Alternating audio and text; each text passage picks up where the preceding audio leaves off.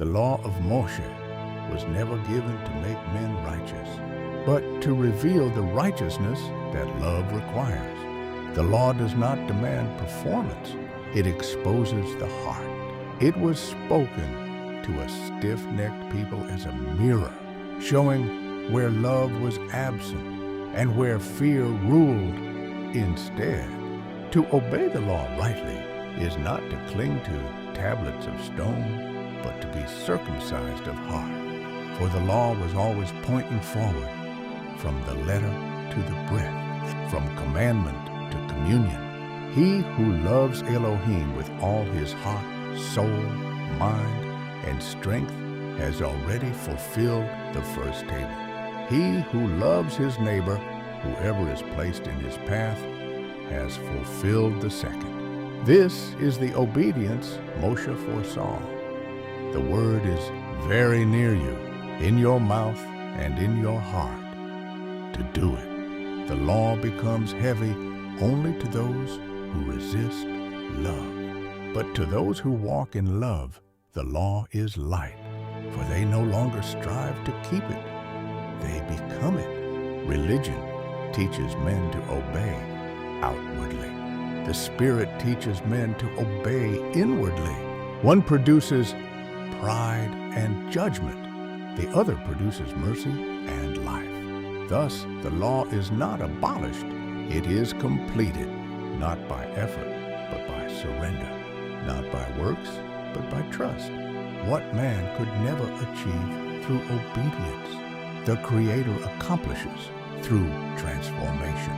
For what is impossible with man is possible with Elohim alone.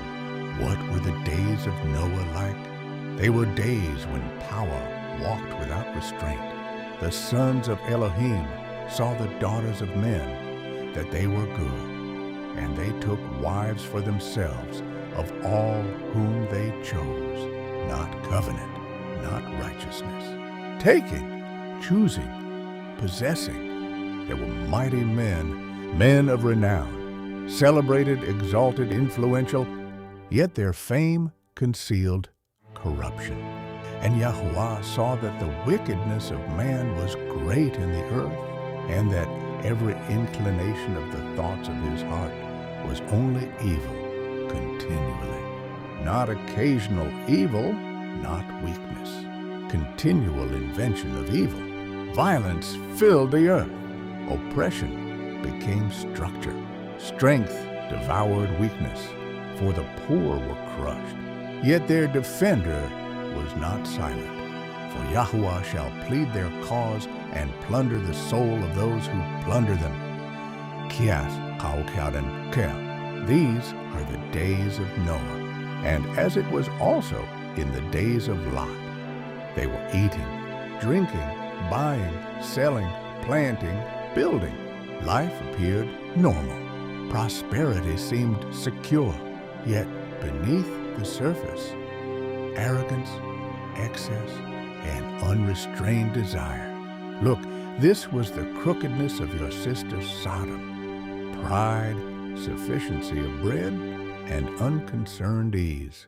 Yet she did not strengthen the hand of the poor and needy. Power intoxicated, desire justified, judgment unperceived. Messiah warned, and as it came to be in the days of Noah, so also shall it be in the days of the son of Adam. Men of renown rising again, taking what they call theirs, moving in the drunken delusion of dominion. The year of the red horse, and another horse went out, fiery red, and it was granted to the one sitting on it to take peace from the earth. Nations raging, kingdom against kingdom. Not merely war of borders, but war of systems. The struggle of abundance and lack. The grinding of rich and poor, for the earth itself groans beneath imbalance. Dan and the mouth of the horse. Dan judges his people. Dan is a serpent, by the way, a tribe of judgment, strategy, and sudden striking, and yet also written, Dan, why did he remain in ships? hidden movement, quiet positioning, unexpected emergence.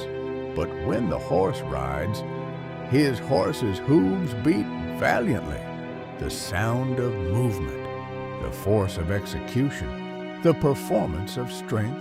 For the mouth of the horse carries authority, decree, and power. The pattern remains unchanged.